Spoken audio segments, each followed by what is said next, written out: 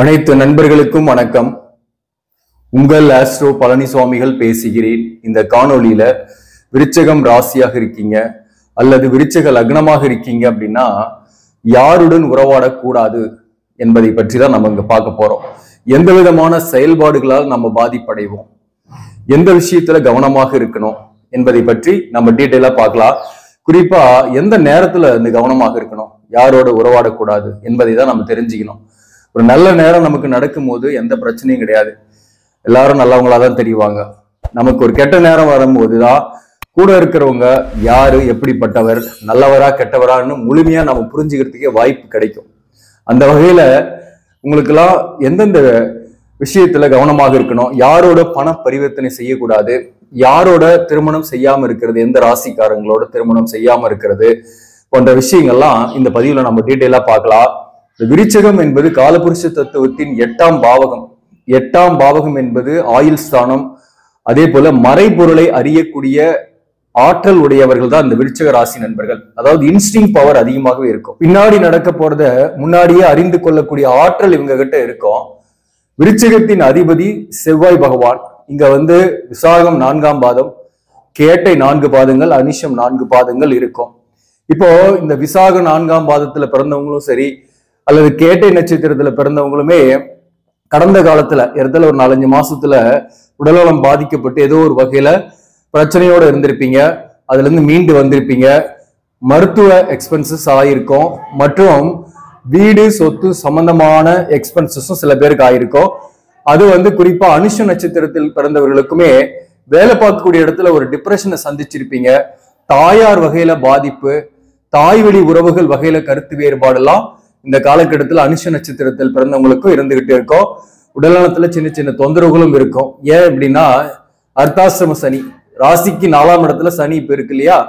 இந்த அர்த்தாசிரம சனி காலகட்டத்துல முக்கியமா யாரோட உறவாடாம இருக்கிறது நல்லது அப்படின்ற விஷயத்த நம்ம இந்த பதிவுல டீட்டெயிலாவே பார்க்கலாம். இப்ப பாத்தீங்கன்னாக்க விருச்சிகத்தின் அதிபதி செவ்வாய். செவ்வாய்னாவே கொஞ்சம் வேகம் இருக்கும், அதே போல கோபம் அதிகமா இருக்கும். நல்ல ஒரு மனசு நல்ல மனசுக்காருங்க, ஒரு குழந்தை போன்ற தன்மையுடையவர்கள் தான் விருச்சிக ராசி நண்பர்கள். ஆனா அவங்க பேச்சுல அது மாதிரி தெரியாது. பேச்சு பச்சை மிளகாயை கடிக்கிற மாதிரி காரமா இருக்கும். அதனால இவங்களை மற்றவர்கள் தவறாகவே புரிந்து கொள்வார்கள், கெட்டவர்கள், சரியில்லை அப்படின்னே நினைப்பாங்க. அதே போல இவர்களுமே பாத்தீங்கன்னாக்க அவசரப்பட்டு வெளிப்படையா பேசிடுறதுனால, அதே போல இவர்கள் தன்னுடைய பாயிண்ட்ல கொஞ்சம் கட் அண்ட் ரேட்டாவும் இருப்பாங்க. இதுதான் அப்படின்ற விஷயத்திலையும் கொஞ்சம் கட் அண்ட் ரேட்டா இருக்கிறதுனாலையும் உறவுகளோட ஒத்துப்போகாத ஒரு குணம் இருந்துகிட்டு தான் இருக்கும்.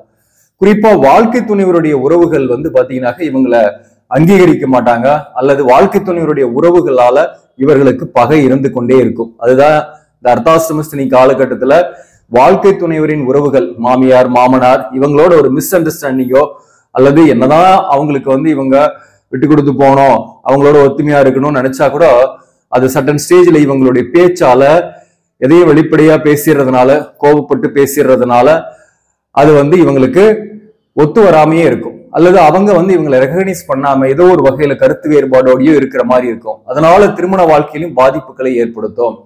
அப்போ கொஞ்சம் நாசுக்காக பேசிட்டு போனா பெட்டர். என்னதான் கோபம் இருக்கு, நியாயம் இருக்கு நம்ம பக்கம்னா கூட அதை வெளிப்படையா சொல்லாம, வெளிப்படையா காட்டிக்காம ஒரு நாசுக்கா உறவுகளோட, குறிப்பா வாழ்க்கை துணைவருடைய உறவுகளோட உறவாடுறது பெஸ்ட் அப்படின்றதுதான் எங்க ஃபர்ஸ்ட் பாயிண்ட். இப்போ விருச்சிக ராசி நண்பர்களை பொறுத்தவரையிலும் நல்ல எண்ணம் இருக்கும், மற்றவங்களுக்கு கொடுத்து உதவக்கூடிய குணம் நிறையவே இருக்கும். தான தர்மம் செய்வாங்க, கோயில் குளங்களுக்கெல்லாம் அதிகமா போகக்கூடியவர்கள், ஆன்மீக விஷயத்தில் அதிக ஈடுபாடு கொண்டவர்கள். ஆனா இவர்களுடைய தோற்றமோ ஆகட்டும் அல்லது பேச்சோ ஆகட்டும் அப்படி தெரியாது, மற்றவங்க மிஸ் அண்டர்ஸ்டாண்ட் பண்ற மாதிரியே இருக்கும். அதே போல இவங்களுக்கு 2ஆம் அதிபதியாக வரக்கூடிய கிரகம் குரு பகவான் 5ஆம் அதிபதியாகவும் வராரு. பிள்ளைகள் மேல ரொம்ப பாசமா இருப்பாங்க. தனக்கு என்ன கிடைக்கலையோ அதெல்லாம் பிள்ளைகளுக்கு வாங்கி கொடுப்பாங்க. பிள்ளைகளை ரொம்ப பொத்தி பொத்தி வளர்ப்பாங்க. பிள்ளைகளோட கருத்து வேறுபாடும் இருக்கும். ஆனா வளர்ந்த பிள்ளைங்களாக இருக்கிறாங்கன்னா முதல் பிள்ளையால கொஞ்சம் கருத்து வேறுபாடும் சில பிரச்சனைகளும் இவங்களுக்கு இருக்கும். அதே போல பாத்தீங்கன்னாக்க இவர்களுக்கு 3ஆம் அதிபதியாகவும் 4ஆம் அதிபதியாகவும் வரக்கூடிய கிரகம் சனி பகவான். இவங்க கம்யூனிகேஷனை தான் தவறா புரிஞ்சுக்குவாங்க. அதே போல இவங்க கிட்ட ஒரு விஷயத்த சொன்னாக்க அதை மனசுலயே வச்சுக்கவும் மாட்டாங்க, வெளிப்படையா பேசிடுவாங்க, நிறைய ஸ்ப்ரெட் ஆகும்.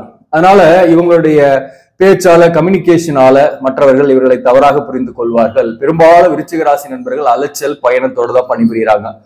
அவங்க வேலையில ஒரு அலைச்சலோட பணிபுரியக்கூடிய சூழ்நிலை இருக்கும். உடம்புல சின்ன சின்ன தொந்தரவுகள் இருக்கும். ஏன்னா சனி செவ்வாய் பகை கிரகங்கள் 3, 4க்குரியவன் சனி பகவான். அப்போ வீடு போன்ற விஷயத்துல கூட சில செலவுகள் பிரச்சனைகள்லாம் இவங்களுக்கு இருந்துகிட்டே இருக்கும். அல்லது வீடு அமையறதுல லேட் ஆயிட்டு இருக்கும், வீடு வாங்குறதுல தள்ளி போயிட்டு இருக்கும். கட்டின வீடே இருந்தா கூட அதை விட்டுட்டு வேற இடத்துல போய் வாழக்கூடிய சூழ்நிலை இவங்களுக்கு ஏற்படும். மொத்தத்துல 4ஆம் அதிபதியாக வரக்கூடிய சனினால இவங்களுக்கு இந்த மாதிரியான பிரச்சனைகளும் இருக்கும். அதே போல தாயார் வகையில கூட ஒரு கருத்து வேறுபாடோ அல்லது தாய் வழி உறவுகளோட பெரிய அளவுக்கு அட்டாச்மெண்ட் இல்லாமையோ இருக்கக்கூடிய சூழ்நிலை இருக்கும். தாய் வழி உறவுகளோட பெரிய ஒற்றுமை எல்லாம் இருக்காது, பகை இருக்கலாம். அதே போல அவங்களோட உறவாடும் போதும் நீங்க கவனமாக தான் இருக்க வேண்டும். தாய் வழி உறவுகள், அதே போல சக பணியாளர்கள், குறிப்பா எதிர்பாலினர் என்பவர்கள் குறிப்பா ஆப்போசிட் ஜெண்டர். நீங்க ஆண்களாக இருக்கீங்கன்னா பெண்கள், பெண்களாக இருந்தீங்கன்னா ஆண்கள், அவங்க உங்க மேலதிகாரியாவோ அல்லது சக பணியாளர்களாவோ இருக்கிறாங்கன்னாக்க ஏதோ ஒரு வகையில உங்களுக்கு ஒரு ஈர்ப்பு ஏற்படும், ஒரு அட்ராக்ஷன் ஏற்படும். அப்போ அதுவே பாத்தீங்கன்னா ஒரு மிஸ் அண்டர்ஸ்டாண்டிங் ஏற்படுத்தும். அதனால வேலையில சில பிரச்சனை ஏற்பட்டு அந்த வேலையை விட்டுட்டு போகக்கூடிய சூழ்நிலையோ அல்லது கவர்மெண்ட் வேலையில இருக்கீங்கன்னா ஒரு இடமாற்றமோ அல்லது துறை மாற்றமோ ஏற்படக்கூடிய சூழ்நிலையும் உண்டு.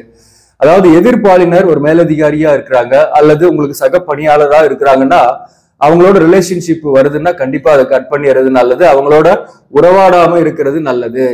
அதுதான் உங்களுக்கு பெஸ்ட். பேரும் கெடாது, அவமானம் பழிச்சொலுக்கு ஆக மாட்டீங்க. அங்கிருந்து வேலையை விட்டுட்டு வேற இடத்துக்கு போக வேண்டிய நிர்பந்தமும் வராது. அதே போலதான் தாய் வழி உறவுகளோட இந்த விருச்சிக ராசியில சந்திரன் நீசமாகிறதுனால தாயாரால பெரிய நன்மை இருக்காது. தாய் பாசமா இருந்தா கூட தாயாரால பெரிய நன்மை இருக்காது. ஆனா தந்தை மேல ரொம்ப பாசம் இருக்கும். சகோதர வழி உறவுகள் மேல ரொம்ப பாசம் வச்சிருப்பாங்க. சகோதர சகோதரிகளுக்கு நிறைய செய்யணும்னு நினைப்பாங்க, செய்வாங்க, நிறைய பாசம் வச்சிருப்பாங்க.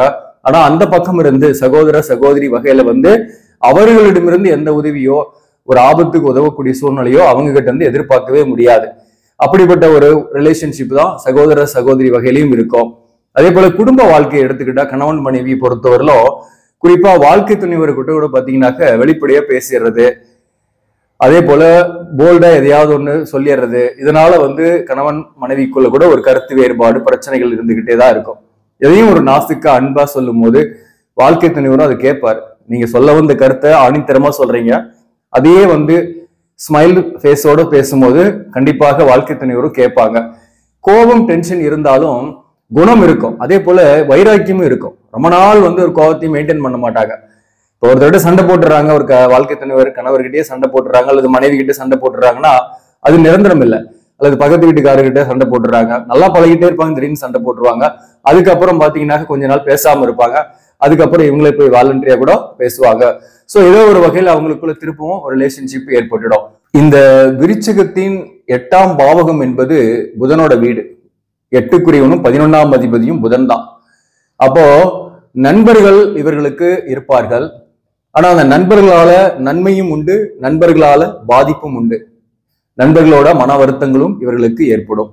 அப்போ இவங்க ஜென்ரலா நண்பர்களோட உறவாடாம இருக்க முடியுமான்னா கண்டிப்பா முடியாது. ஏதோ ஒரு வகையில நண்பர்களுடைய சப்போர்ட்டும் தேவைப்படும்.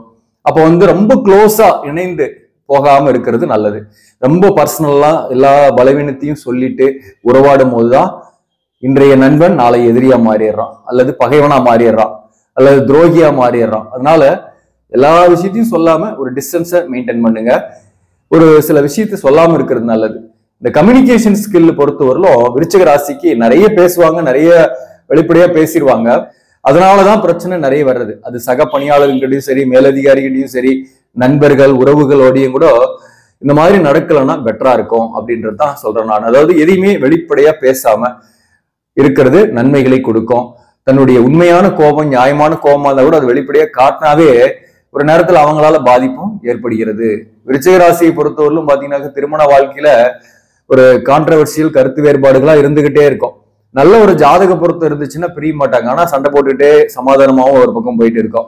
ஜாதக பொருத்தம் இல்லை அப்படின்னாதான் இவங்களுக்கு அந்த பிரிவுகள்லாம் ஏற்படுறது, தனித்து இருக்கிறது, ஆன்மீக விஷயத்துல அதிக ஈடுபடுறது. சில நேரங்கள்ல இவங்க குடும்ப வாழ்க்கையே வேணாம் அப்படின்ற மாதிரி ஒரு பற்றற்ற நிலையில கடவுளே கதி அப்படின்னு போயிட்டு இருக்கக்கூடியவர்களும் விருச்சிகத்துல இருக்கிறாங்க. விருச்சிகம்னாவே ஒரு ஆழமான கிணறை குறிக்கக்கூடிய இடம். அதனால இவங்க மனசுல என்ன இருக்குன்னு எத்தனை வருஷம் இவங்களோட பழகினாலையும் கண்டுபிடிக்க முடியாது. ஆனாலும் தன்னுடைய பர்சனலை வெளிப்படுத்த மாட்டாங்க. ஆனா மத்தவங்களுடைய பர்சனல் ஏதாவது நமக்கு அவங்களுக்கு தெரியுது அப்படின்னாக்க, மத்தவங்களுடைய பர்சனல் இவங்களுக்கு ஏதாவது தெரியுதுன்னா அதை வெளிப்படையா சொல்லிடுறதுனாலயே தேவையற்ற கருத்து வேறுபாடு, தேவையற்ற பிரச்சனைகளுக்கு உள்ளாகுறாங்க. இந்த விருச்சிகம் ராசி நண்பர்கள் எந்தெந்த ராசிக்காரர்களோடு பண பரிவர்த்தனை அதிகமாக பண்ணாம இருக்கிறது அல்லது திருமண பந்தம் பண்ணாம இருக்கிறது நல்லது அப்படின்னாக்க, முதல்ல பாத்தீங்கன்னாக்க விருச்சிகத்துக்கு மகர ராசி, கன்னி ராசி, ரிஷப ராசிலாம் ஒரு ஈர்க்கக்கூடிய ராசிகள். ஏன்னா விருச்சிகம் என்பது நீர் ராசி, அதே போல நிலம் ராசி ஈர்க்கும். இவங்களோட ஒரு ரிலேஷன்ஷிப்பு, ஒரு ஃப்ரெண்ட்ஷிப்பு, ஒரு காதல், ஒரு திருமண பந்தம் எல்லாம் ஏற்படும். ஆனால் இவங்களோட ஏற்படுறதுனாலையும் இவங்களால சில மன வருத்தங்களையும் விருச்சிக ராசிக்காரர்கள் அடைவார்கள். அதுவும் முக்கியமா சமசப்தம ராசியாக இருக்கக்கூடிய ரிஷபத்தோட இவங்க மேரேஜ் பண்றாங்க அல்லது ஒரு பண பரிவர்த்தனை பண்றாங்கன்னா அதுல நிறைய மன உளைச்சலுக்கு உள்ளாகக்கூடிய சூழ்நிலை இவங்களுக்கு ஏற்படும். கருத்து வேறுபாடோடையே காலம்புறா தள்ள வேண்டிய சூழ்நிலை இருக்கும். கணவன் மனைவி உறவில் சொல்றேன். இல்ல பண பரிவர்த்தனை ஏதாவது ஒரு கூட்டு சேர்ந்து ஏதாவது தொழில் செய்யறாங்கன்னா கூட அதுல ஒரு சிக்கல் ஒரு மிஸ் அண்டர்ஸ்டாண்டிங் எல்லாம் நிறைய வரும். கன்னிராசி அதை விட அதிகம். கன்னிராசியோடு இவங்க மேரேஜ் பண்ணிக்கிறாங்கன்னாக்க ஒத்துப்போகாத குணமாவே இருக்கும். ரெண்டு பேருக்கும் பிரிந்தே இருக்கிற மாதிரி இருக்கும். கல்யாணம் பண்ண பின்னாடி கூட ஒரு சந்தோஷமான வாழ்க்கை இல்ல, சரியான தாம்பத்தியம் இல்ல. அதே போலதான் மகர ராசியோடையும் இவங்க திருமண பந்தமோ அல்லது காதலோ அல்லது ஒரு கூட்டோ வச்சிருக்காங்கன்னாக்க டிஃப்ரெண்ட் டைப் ஆஃப் ஒப்பீனியன் இருக்கும் ரெண்டு பேருக்குமே. இப்போ ரெண்டு பேரும் ஒன்னா சேர்ந்து கொஞ்ச நாள் ஒரு 10 நாள் இருந்தாங்கன்னா உடனே சண்டை வந்துடும். ஆனா பிரிஞ்சு இருந்தாங்கன்னா ஒரு நல்லா பேசிக்கிட்டு இருப்பாங்க, ஒரு ஈர்ப்பு இருக்கும். ரிஷபராசியோடையும் இதே மாதிரிதான். ஒன்னா சேர்ந்து இருந்தாங்கன்னா கொஞ்சம் சண்டை வரும், மனக்கசப்பு வரும். ஆனா தனித்தனியா இருக்கும் போது பாசம் இருக்கும், ஒரு ரிலேஷன்ஷிப், ஒரு அட்ராக்ஷன்லாம் ஏற்படும் அந்த நேரத்துல. ஸோ இந்த மாதிரி நிலம் ராசியோட ஒரு ஈர்ப்பும் அவங்களோட சில மன உளைச்சல்களும் இருக்கும். ஆனா இவங்களாலதான் இவங்களுடைய கர்மா கழியணும். அதனால ஏதோ ஒரு வகையில இது அட்டாச்மெண்ட் ஏற்படும்.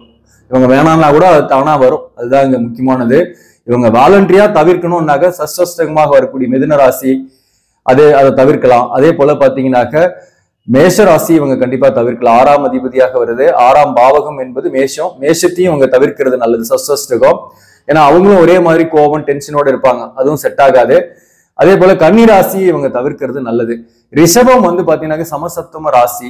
அதே போல சுக்கிரனுக்கும் செவ்வாய்க்கும் ஒரு நட்பு இருந்தாலும் சண்டை சச்சரவு மன உளைச்சல்கள்லாம் இருந்துகிட்டே இருக்கும். அதுதான் தவிர்க்கிறதுன்னு சொல்றேன். அதே போல மகரம் கும்பம் போன்ற ராசிகளையும் இவங்க தவிர்க்கிறது நல்லது. மற்ற ராசிகள்ல பார்க்கலாம். மற்ற ராசிகளாக இருந்தா கூட திருமண பொருத்தம், கட்ட பொருத்தம் பார்க்கணும். தாரதோஷம் இருக்கா அப்படின்னு பார்க்கணும். இருந்துச்சுன்னா அவாய்ட் பண்றது நல்லது. இதன் மூலம் திருமண வாழ்க்கை பின்னாடி பெரிய பிரச்சனை இல்லாம இருக்கும். இப்போ பொருளாதார ரீதியாக நீங்க ஒரு கூட்டு தொழில் செய்யலாம் அப்படின்னு பாக்குறீங்கன்னு வச்சுங்களேன். ஒரு கூட்டு தொழில் ஆரம்பிக்கலாம், கூட்டாளிகளோடு சேர்ந்து வேலை பார்க்கலாம் அப்படின்னா நீங்க கண்டிப்பா இந்த நான் சொன்ன கன்னி ராசியாவோ, மகர ராசியாவோ, ரிஷப ராசியாவோ அல்லது மிதுனம், கும்பம் போன்ற ராசிகள்ல நீங்க கூட்டு சேர்ந்து பிசினஸ் பண்றீங்க அல்லது கூட்டாளிகளாக இருக்கிறாங்கன்னா அவங்களோட நீங்க பெரிய அளவுக்கு பணம் பரிவர்த்தனை பண்றீங்கன்னா சில பிரச்சனைகளும் சிக்கல்களுக்கும் உள்ளாகக்கூடிய சூழ்நிலை எல்லாம் ஏற்படும். அவர்களோடு உறவாடும் போது கொஞ்சம் கவனமாக இருக்கணும் அப்படின்றத நான் சொல்ல வரேன். அதே போலதான் திருமண பந்தமும். இது ஒரு பொது பலன் தான். இது நம்ம லைஃப் ப்ரெடிக்ஷனா கூட நீங்க எடுத்துக்கலாம். இதை ஆக நண்பர்களே, இந்த பதிவு உங்களுக்கு பிடிச்சிருந்தாக லைக் பண்ணுங்க, இதை மற்றவர்களுக்கும் ஷேர் பண்ணுங்க. இன்னும் நம்ம சேனலை சப்ஸ்கிரைப் பண்ணாம பாக்குறவங்க சப்ஸ்கிரைப் பண்ணி கண்டினியூ பண்ணுங்க. இதன் மூலம் உங்களுக்கு ஒரு சரியான ஜோதிட தகவல்களும் ஆன்மீக தகவல்களும் கிடைக்கும். நன்றி, வணக்கம்.